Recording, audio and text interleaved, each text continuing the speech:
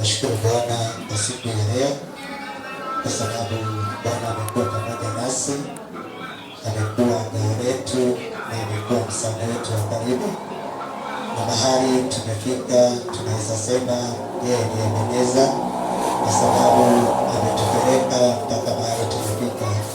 Biblia inasema ya kwamba katika kitabu cha Zaburi, Biblia inasema nao wa Israeli wakaandika, ama Psalms ikaandika ikasema ya kwamba Bwana ni mwema hata kwa wana wa Israeli.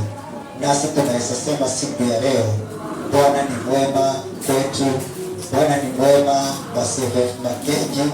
Unaweza sema Bwana ni mwema kwa maisha yako, kwa maana amekuwa mwema, amekuwa msaada wako na amekuwa ngao lako katika hiyo miezi mingine ambayo Bwana ametembea pamoja nasi, na tunaamini ya kwamba bado Bwana atatembea pamoja nasi. Kwa hivyo tuna sababu ya kumshukuru Bwana, tuna sababu ya kumwinua Bwana na kuendelea kujua ya kwamba Bwana ni mwema katika maisha yetu na Bwana ni mwema kwa kila mmoja wetu. Kwa hivyo siku ya leo nataka kuingia katika neno la Bwana. Ninashukuru Bwana kwa sababu ya mahali ambapo Bwana ametufikisha na mahali ambapo Bwana anatupeleka.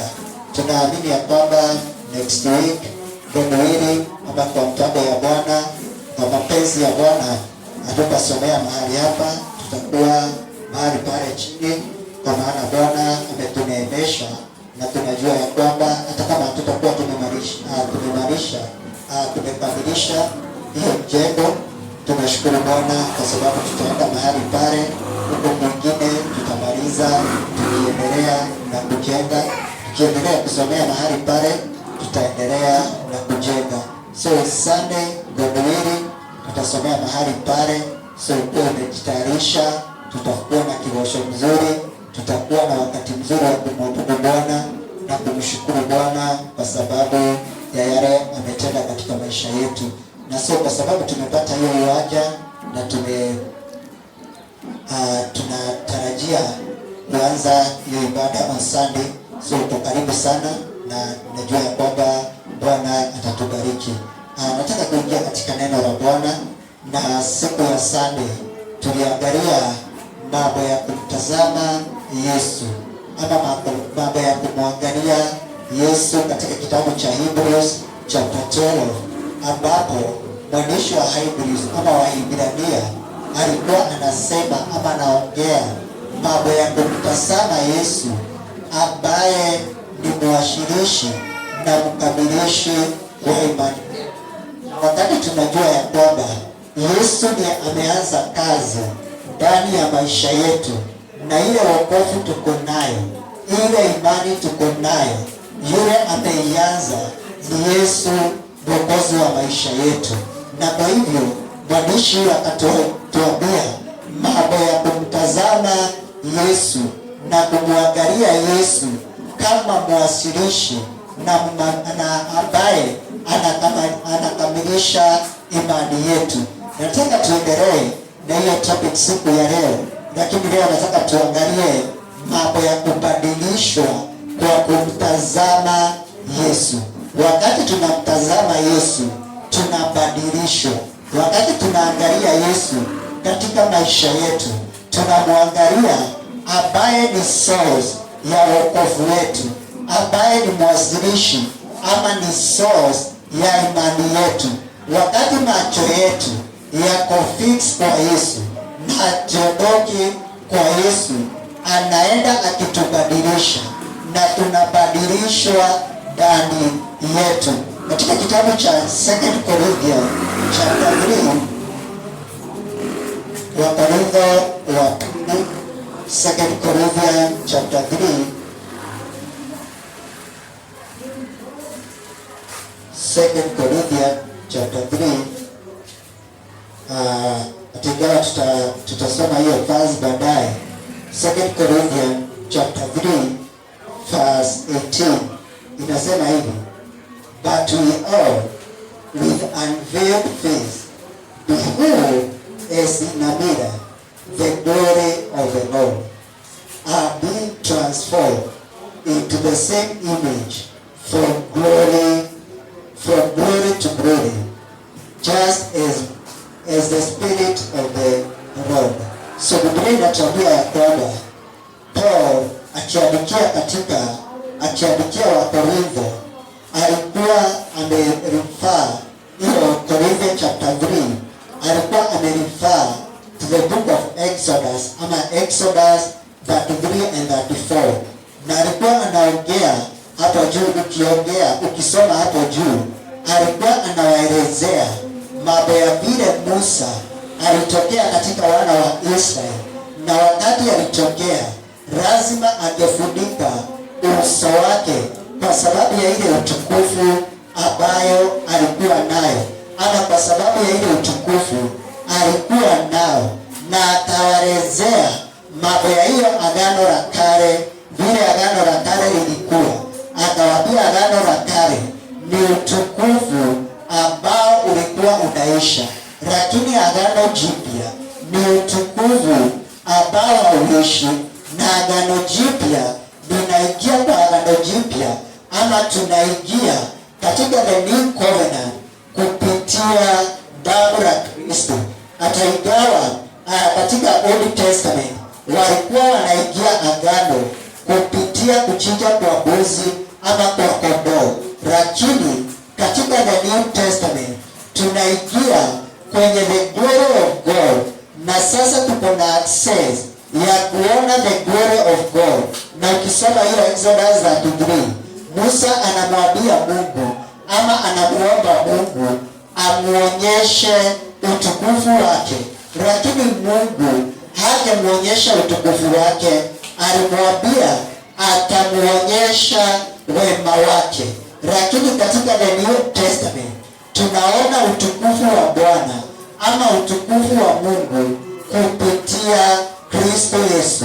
Na so Paul akiongea na kanisa la Wakorintho atawaambia mambo ya kutazama ama ya kumwangalia, ya kumtazama Yesu, na ili tukienda kule ya kumtazama tuwe tunabadilishwa kwa image ama kwa mfano wake.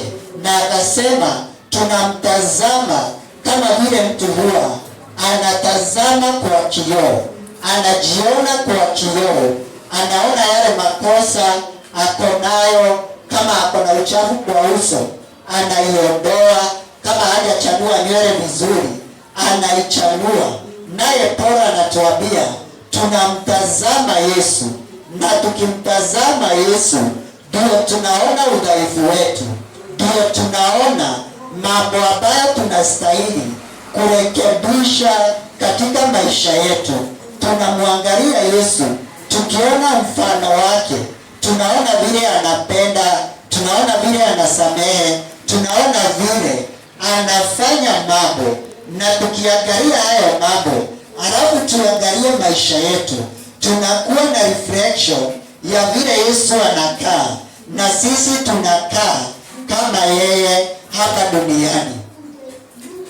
Na Biblia imeongea mambo kadhaa hapo, na jambo la kwanza imesema to behold. To behold ni kuangalia kitu kwa umakini na kukiangalia ukitazama sana hiyo kitu. Wacha nipeane mfano. Kama kwa hii pulpit, ukiangalia hii pulpit, unaweza angalia hii pulpit ama unaweza tazama hii pulpit, na ukiangalia kwa makini unaweza ona mambo mengi juu ya hii pulpit. Unaweza ona ile majina imeandikwa, unaweza angalia na uone bado iko na crack imebaki mahali ama kuna mahali imevujika, lakini kama umeitazama tu ama umeiangalia tu na umepita, hawezi kuona the details ambazo ziko katika hiyo pulpit.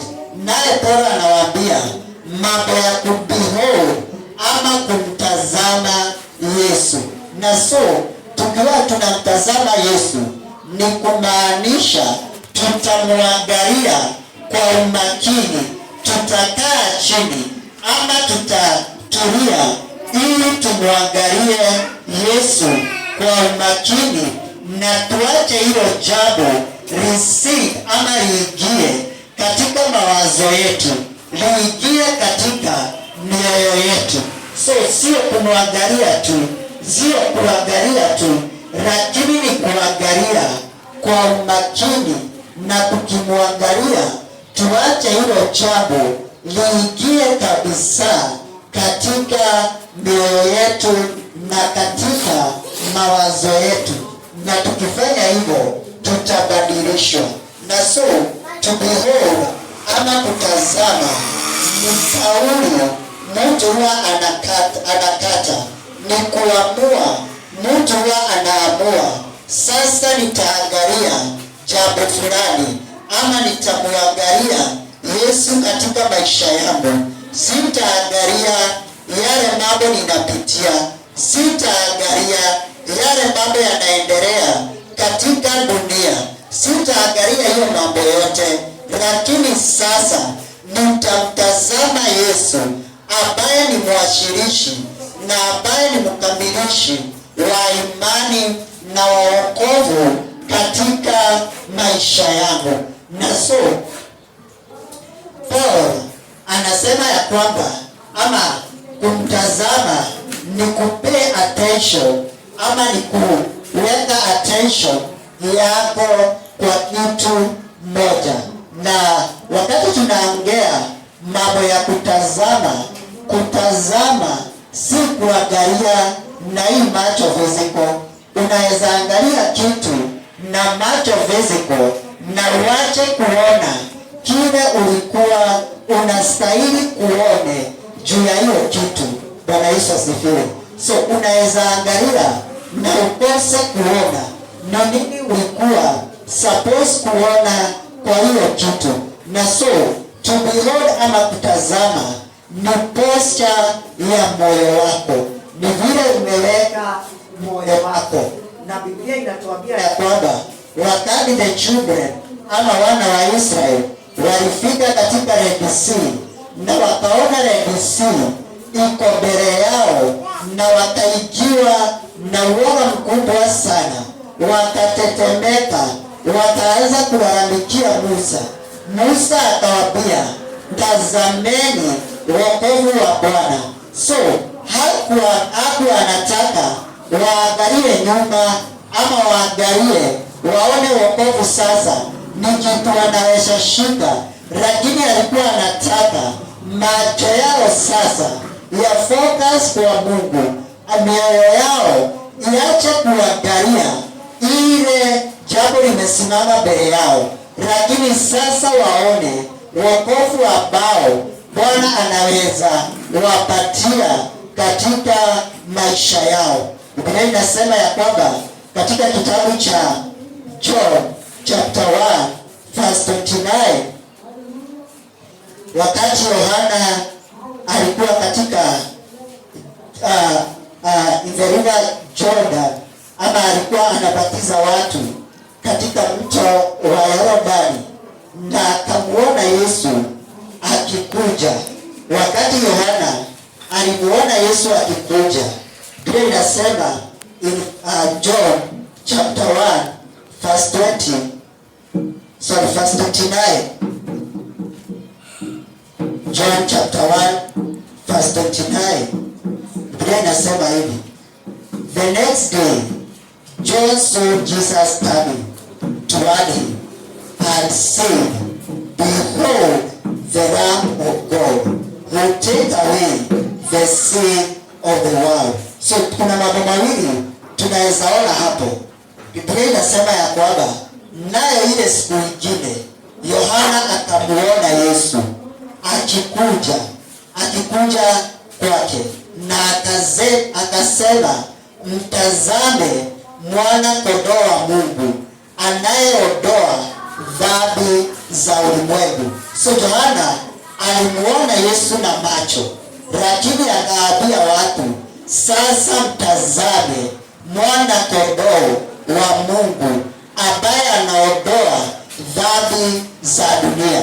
So hakuwa anataka watu waangalie Yesu tu, waone Yesu tu anakuja kama mtu mwingine wa kawaida kubatizwa, lakini akawaambia wamtazame Yesu kama kondoo ambaye amekuja kuchukua ama kubeba dhambi za ulimwengu.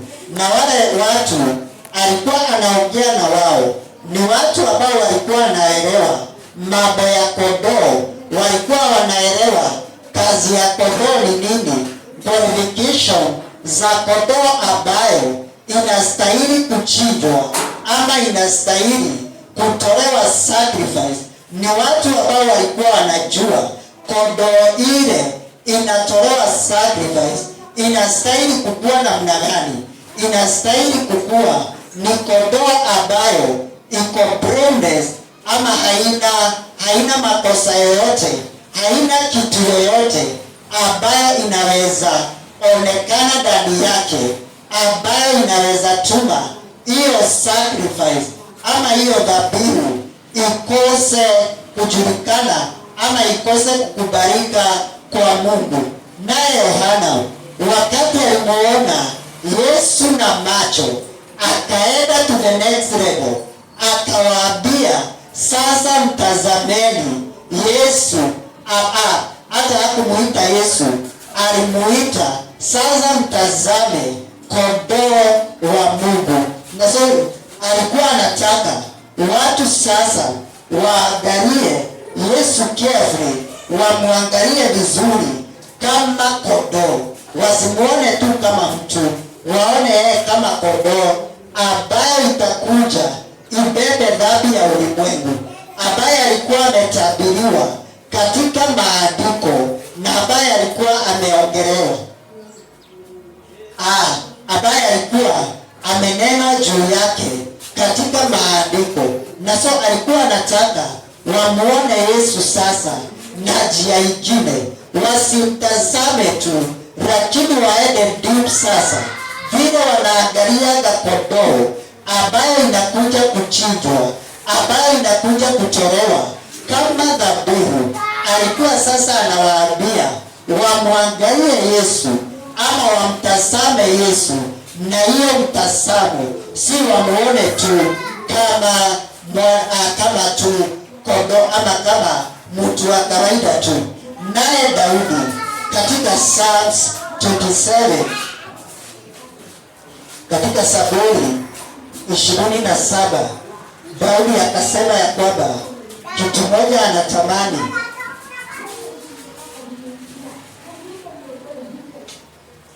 Psalms chapter 27,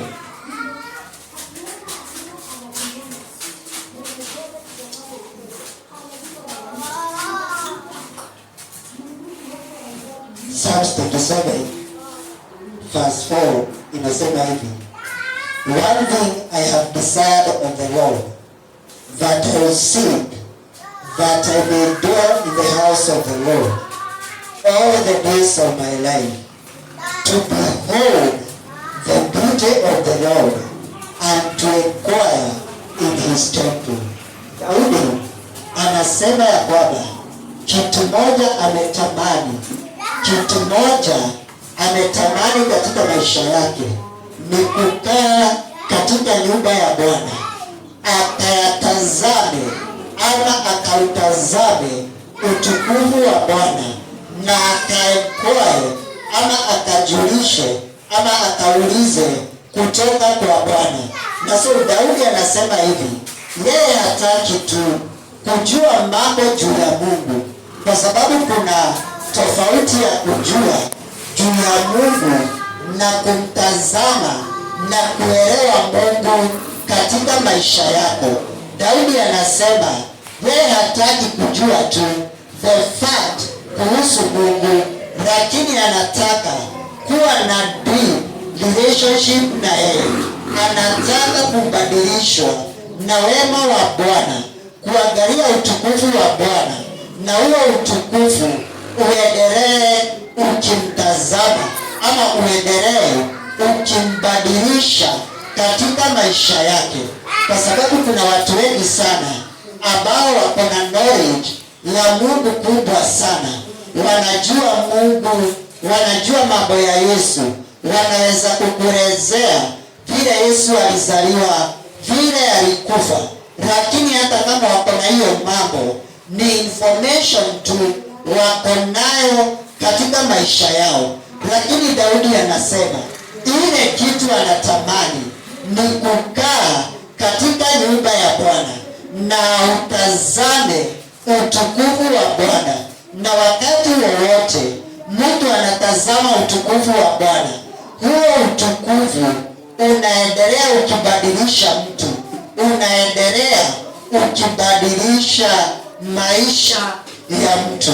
Na so Daudi anasema hivyo, na so Paulo anasema ya kwamba anamwangalia ama tunamtazama Yesu, na tunamtazama kama kioo, kama vile unaangalia kwa kioo, na tunaona utukufu, ama tunamtazama na anatubadilisha kwa utukufu. Wacha turudi kwa hiyo scripture tena.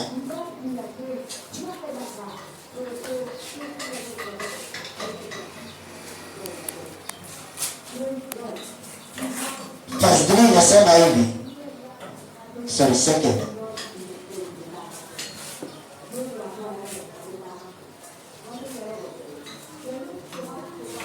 Inasema hivi, but we all. So anasema zote, na sote sasa hapa anaongea juu ya wale wote wamemwamini Kristo, juu ya wale wote wameacha sasa mambo ya agano ya kale na ameingia katika agano jipya.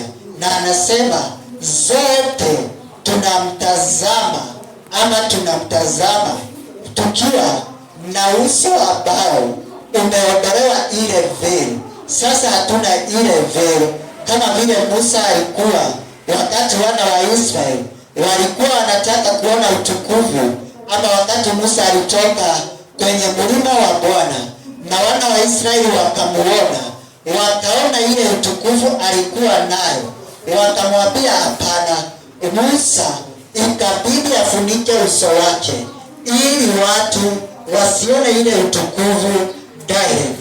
Lakini Paulo anasema sasa kwa uso ambao haujafunikwa, sasa sisi hatujafunikwa, macho yetu haijafunikwa sasa. Na hiyo tunaweza sema pia ya kwamba katika the Old Testament Yesu hakuwa revealed, alikuwa concealed, ama alikuwa amefunikwa. Hakuwa, hiyo pasia haikuwa imeondolewa. Lakini katika the New Testament Yesu sasa amefunuliwa, na sasa hatumwangalii kwa ile veil ambayo ilikuwa katika Old Testament, ambayo ilikuwa ni kama shadow, ama ilikuwa ni kama mfano, ambayo alikuwa anapeanwa kama mfano. Lakini katika the New Testament sasa tunamuona Yesu akiwa revealed, ama Mungu akiwa revealed ndani ya Kristo, na akiwa fully revealed. Na so Paulo anasema sasa hatumwangalii kwa uso ambao umefunikwa. Sasa Mungu hatumuoni vile tulikuwa tunamuona in the Old Testament, akiwa amejificha, akiwa ndani ya prophet, akiwa ndani ya manabii. Lakini sasa tunamuona uso, ama tunamuona ndani ya Kristo, akiwa ako unveiled, ama akiwa amefunuliwa. Na so akasema tunamtazama kwa uso ambao haujafunikwa. Behold, Samira, tunaona utukufu wa Mungu, ama utukufu wa Yesu. na dhamira ni kusema hatumuoni ama si direct, si vile Yesu alivyo, ama hatufanani na yeye kabisa, lakini ni kama tunamuona, kama vile unaangalia image yako katika kioo, unajiona kwa kioo, lakini kile kioo haisemi wewe. Ile image unaona kwa kioo si wewe kabisa, kwa sababu kuna vitu haziko kwa hiyo image ambayo uko nayo. Lakini sisi tunamuona Yesu kama kwa image, na tukiangalia hiyo image ndio inatuambia vile tutafanana na Yesu. Na Biblia inasema tunaendelea kuwa transform, ama tunaendelea tukibadilishwa kwa mfano wa Yesu, kwa utukufu, ama kutoka utukufu mmoja hadi mwingine. Na ni vizuri kujua ya kwamba wakati tumeanza kubadilishwa na Mungu, wakati tumeanza kumtazama Yesu, anaenda akitubadilisha pole pole. Sio kitu inafanyika kwa usiku mmoja. Kwa sababu umekuja kwa Kristo, unabadilika, unakaa kama Kristo kwa siku moja, lakini anaendelea akikubadilisha kwa siku baada ya siku. Unaenda ukipata, kuna mambo ulikuwa nayo, unaenda ukiyaacha. Ulikuwa unachukia watu, unaona sasa unaendelea ukipenda watu, na Bwana anaendelea akikufanya uwe na upendo katika maisha yako. Kama ulikuwa mtu wa kukasirika, unaendelea ukibadilishwa. Kama ulikuwa unakasirika, unavuja vitu, unafanya mambo ambayo mpaka wewe ukiangalia unajiuliza kwa nini umefanya yale mambo. Unaenda ukibadilishwa, unajikuta yale mambo unayaacha, na unabadilishwa kila siku ili ufanane na Kristo, kwa sababu ndani yake hakukuwa na chuki, hakukuwa na kukasirika, hakukuwa na unforgiveness, hakukuwa na jambo ambalo Yesu angestakiwa kwao. Na so wakati tunaendelea tukimtazama Yesu, tukitazama mfano wake, anaendelea akitubadilisha kwa utukufu hadi utukufu. Na Biblia inasema katika kitabu cha 1 Corinthians 13, Biblia inasema ya kwamba ni kutazama, tunatazama, ama ni kama reflection. 1 Corinthians 13 verse 12 inasema hivi: for now we see in a mirror dimly, but then face to face. Now I know in part, but then I shall know just as I also I have known. Bwana Yesu asifiwe. So Paulo anasema hivi, kwa wakati huu tunamuona kama kioo, na tunamuona kama kwa hatumuoni vizuri, lakini kuna wakati unafika tutamuona Yesu uso kwa uso, na tutabadilishwa tufanane na yeye kabisa kabisa. So katika hapa duniani tunapitia katika process, tunaendelea tukibadilishwa usiku kwa usiku, siku kwa siku, ili tufanane na Kristo, tufanane na yeye kwa vile tunaongea, tufanane na yeye kwa vile tunatenda, tufanane na yeye kwa kila jambo katika maisha yetu. Wakati Yesu alishikwa na akaenda kusulubiwa, na wakati alikuwa anapitia katika majaribu, mtu alikuwa anaitwa Petro akaenda akajificha mahali, na watu wakakuja wakasema, na huyu anafanana na huyu Myahudi, ama anafanana na huyu Yesu wa Nazareth.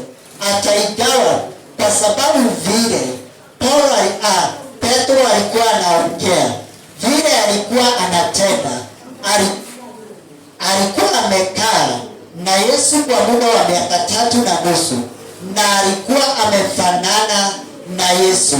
Alikuwa ameanza kuongea kama yeye, alikuwa ameanza kufanya mambo kama yeye, na mpaka wakati Yesu alikuwa anaenda kushikwa, wale walikuwa wanaenda kumshika ni kama hawakuwa wanajua exactly wanaenda kushika nani, mpaka Judas akawaambia, yule mtakayeona nimemhali ama nimemkiss, mjue ni yeye. Na Biblia inatuambia ama tunastahili kufika katika level katika maisha yetu, tubadilishwe kwa kumtazama Yesu, tubadilishwe kila hali, maongezi yetu ama vile tunaongea, vile tunatenda ama vile tunatembea, vile tunavaa, vile tunahandle watu wengine, ifike mpaka level ya kwamba vile Yesu alikuwa anahandle watu, vile Yesu alikuwa anahandle wenye dhambi, anahandle wagonjwa, anahandle wale watu ambao walikuwa wanakubalika katika society. Tumebadilishwa, tumefanana pamoja na Yesu, ama tumefanana na Yesu katika maisha yetu.